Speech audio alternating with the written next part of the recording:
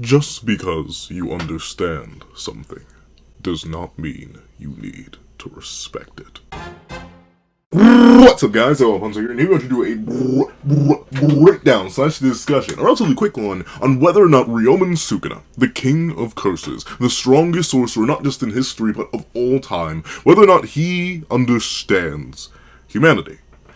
And simultaneously, I'd say in a literal sense and also the philosophical sense and also kind of the esoteric sense, depending on how you interpret certain things, but we have so much to talk about, and maybe a little, but at the same time, so much time. So let's not waste any more time and let's hop right into it. Editing me, are you ready? 3, 2, 1, go.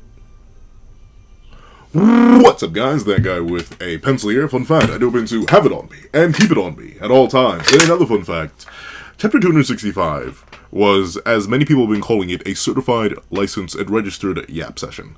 A YAP session between two specific characters. Those characters obviously being Ryomen Sukuna, King of Curses, and Itadori Yuji, the Prince of Curses, as I've been calling him. But I suppose you could call him whatever you want. The boy chosen by the Sparks of Black, the man chosen by the Sparks of Black, the Executioner. We'll see what Yuji ends up being called in the long run once the series ends. But particularly, this chapter talks heavily about humanity. And ultimately what defines the value of humanity and human life. And the difference between what the king sees in that value and what Yuji Itadori sees in that value. And of course, being our main protagonist and main antagonist, their respective views on human life are tantamount to the rest of the narrative, considering Sukuna's influence on the narrative and Itadori Yuji's influence on the narrative. But, of course, there's been a question raised by this, especially with Yuji going through this entire process of getting Sukuna to understand him and reflect upon him and see him as an individual. Finally, whether it be under duress or by Sukuna's own will, depends, we'll talk about that in a little bit, but the question's naturally raised. Ryomen Sukuna is an ancient creature. Not the most ancient creature, not the oldest character we know of in the series. I don't even think he's realistically top 3 oldest. I think it has to be Big Jaku, Andruv, and Tengen. And even then, I'm probably missing some named characters. But still, Ryomen Sukuna is ancient. He lived a full life as far as we know. We don't necessarily see, and I highly doubt we'll ever get to see, Sukuna's original sealing process that he underwent with Kenjaku. The splitting into 20 fingers? We'll never see it. But, with that being the case, he's been around for a while. He's an ancient creature, after all. And thusly, he's seen a lot of things. A lot of things. And he's experienced a lot of things, too. We even see it in this chapter where he gets a bullseye on the first try, simply because he's from an era of archery. He knows how to use a bow and arrow simply because that was the way of the time. And we know Sukuna knows many things. In fact, he even goes on to correct Yuji on certain mistakes that he makes based on all that he's accumulated, such as the correct name of a flower.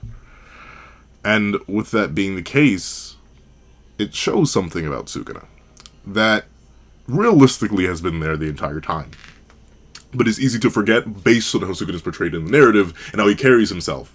Ryomen Sukuna is still a human. It's hard to believe based on how calamitous he is, and considering he's compared more often to a natural disaster, quite literally in some cases when Uro refers to him, but still, Ryomen Sukuna is innately human. Remember, despite what John Worry tries to gaslight us into thinking, Ryomen Sukuna is not a curse. He never was a curse. He's not a curse taking fleshly form. He is a sorcerer that was reduced to a cursed object that incarnated into another sorcerer. It's why he's able to use RCT. It's why he has reverse curse technique. Well, he doesn't have curse technique reversals, ironically enough, but still, it's why he's considered the strongest sorcerer in history, and not the strongest curse in history. Tengen ended up looking like Sukuna, and supposedly Tengen became more cursed spirit than human, but Sukuna is noted to be the exception. Tengen began to look like Sukuna. Sukuna, seemingly enough, was born the way he is. So, naturally, Sukuna seems to be an exception in many ways, but ultimately, down to his basics, he's still human. And that doesn't necessarily mean much. humans can be human, and any species can be any species, but that doesn't mean they understand said species, right? Like, I am human myself, and I can't claim that I fully understand the nature of the human heart. Far from it. I really don't. I don't know, I'm kind of blind on a lot of stuff with that. But Ryomen Sukuna, once again, as he is an exception in his very nature and his biology, I believe he's an exception in terms of his standing as a person.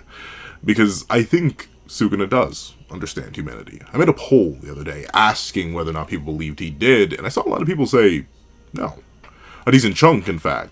But I think if there's one thing this chapter goes on to prove, it's that, yeah, Sukuna does understand humanity.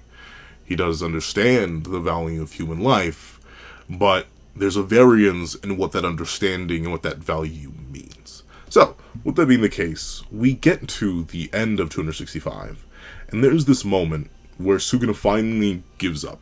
He's done waiting and messing around and dancing around the topic with Yuji. Your blathering's disgusting. Say what you want to say. You know, yada yada yada yada yada yada yada yada yada yada yada. I could very well be doing the wrong thing here. So I thought I should at least let you see the humanity of someone other than yourself. You see no value in. Someone you see no value in. I don't feel a thing. I understand everything you're saying, Brad, and yet it stirs no emotion within me.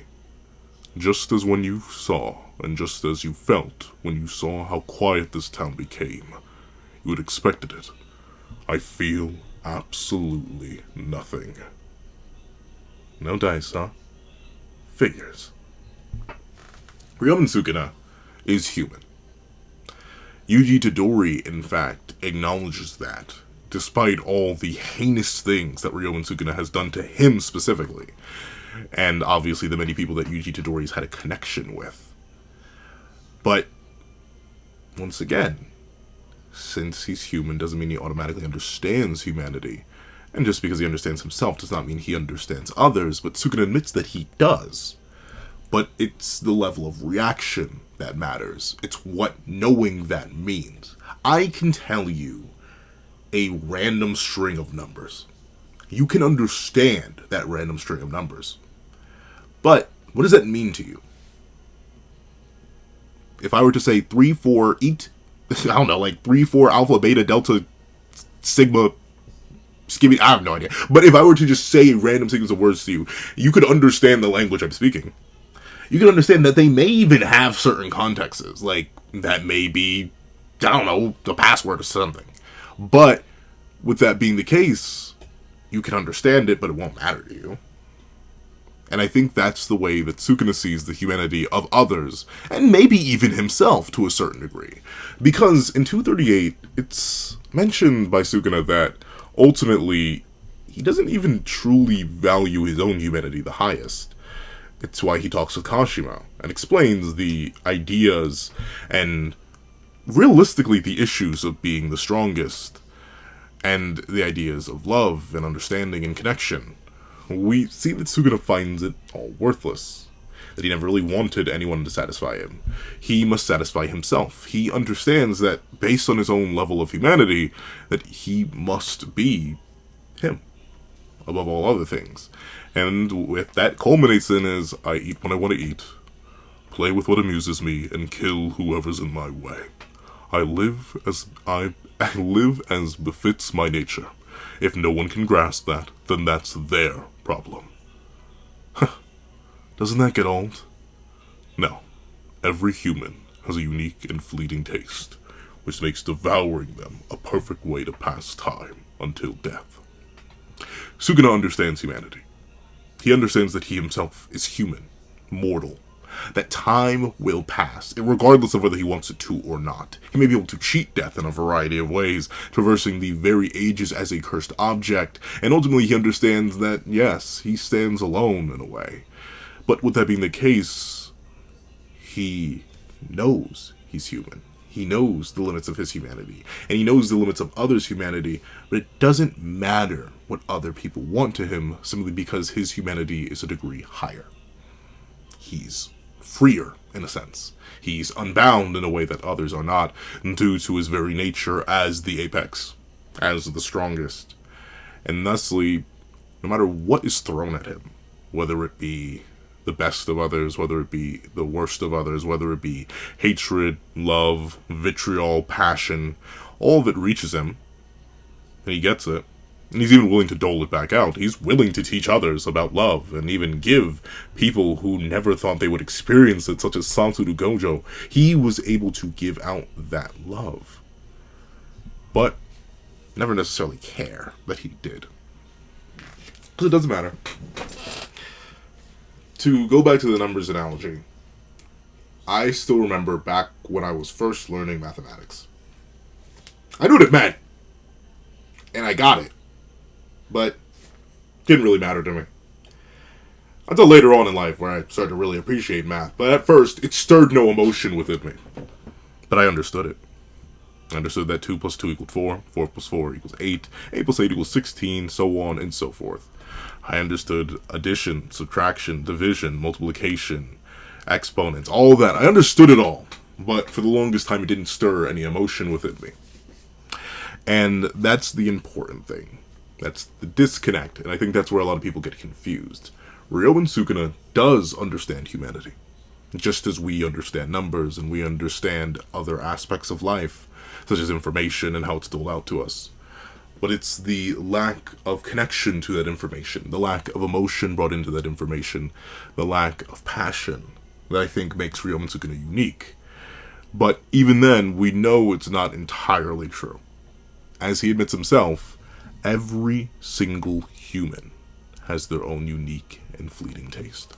And of course, with Ryomen Sukuna's case, devouring is a multifaceted word. Because we know he actually get to nibble on people. But in reality, devouring someone, accepting all that they are, consuming them, just as he consumed Hajime Kashimo, just as he consumed Satoru Gojo, that is ultimately Sukuna's way of appreciating humanity. But of course, that method of acceptance, that method of acknowledgement, that method of knowing, working with, and accepting humanity is wrong to at least us. Wrong to someone as pure and as determined and as really developed as Yuji Itadori. Yuji knows that Sukuna understands humanity. Yuji knows that it was most likely not going to work. As he says himself, he figured there'd be no dice. But Yuji Itadori still wanted to reach out that hand. Just to see. Just to confirm. Just to make sure what he feared wasn't true. That Sukuna understood all the information, all the humanity, all the value behind it to a certain degree. But still didn't exactly feel anything about it. And now that Yuji has that, now that he knows that Sukuna's understood his actions, now that he knows that all that he feared has come true, he knows there's nothing left to be done with Sukuna. Because Sukuna has proven it. He's proven that he knows humanity. He's proven that he respects humanity. He's proven that ultimately he understands his own and others. But in the end, their lives and the value that it has does not matter to him. And that puts everything at stake. Not just Yuji's own life, but the life of the entire world. And especially those millions who don't even know they're being held hostage by the nature of Sukuna and his desire to battle and awaken the Tengen. So now, Ryomen Sukuna, the king of curses, he who knows humanity, must now fall at the boy who sees and also understands humanity, but has a different reaction, a different emotional connection to it, to the value that is laid bare. And I, for one, am excited to see Yuji Itadori try and prove his ideals about what the value of humanity should be responded with and is made for. I'm excited to see him prove that he is right. But Of course, that's what I think. Please what you guys think in the comment section down below. Do you think that in spite of what I've said in terms of the whole information versus emotion and the clash of the two, or the hypothetical linking of the two, that Ryomen Sukuna doesn't understand humanity still? Or do you agree with me and think that Ryomen Sukuna does understand humanity? Or do you think there's even a more fine line in between, that it's not as simple as a binary and there are more complications in the moral gray? Please let me know all that and more in the comment section down below. If you made it all the way to the end of this video, please do me a favor and leave King of Void. King, as in King of Curses, of, as in OF, and then Void, as in VOIW. Not W, VOID.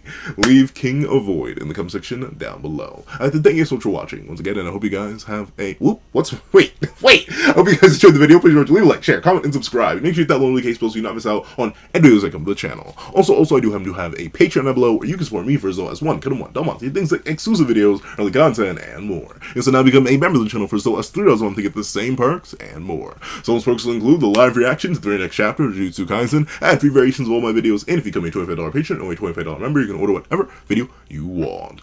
Also, I do have a link to my Ko-Fi description down below, where you can drop 5 beans for a short video, 25 beans for a long video, or any beans at all. Any support is always greatly appreciated. Now, I'd like to thank you so much for watching once again, and I hope you guys have a wonderful day. This is That Guy with a Pencil, writing off.